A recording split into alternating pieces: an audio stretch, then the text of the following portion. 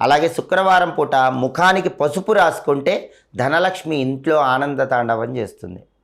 శుక్రవారం పూట ఆడవాళ్ళు ప్లాస్టిక్ గాజులు వేసుకోకూడదు. బంగారు గాజులు కానీ మట్టి గాజులు కానీ వేసుకోవాలి. బంగారు గాజులు లేకపోతే మట్టి గాజులు వేసుకోండి. శుక్రవారం మాత్రం ప్లాస్టిక్ గాజులు వేసుకోకూడదు.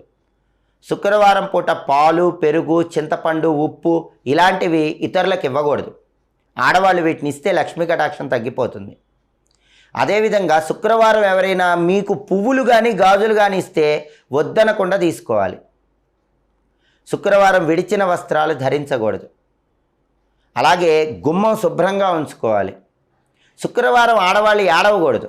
శుక్రవారం ఏ ఇంట్లో ఆడవాళ్ళు ఏడుస్తారో ఆ ఇంట్లోంచి వెంటనే లక్ష్మీదేవి బయటికి వెళ్ళిపోతుంది. శుక్రవారం ఇంట్లో జుట్టు విరబోసుకొని తిరగకూడదు. అసలు ఎప్పుడు కూడా ఆడవాళ్ళు జుట్టు విరబోసుకొని తిరగకూడదు. కానీ శుక్రవారం జుట్టు విరబోసుకొని తిరిగితే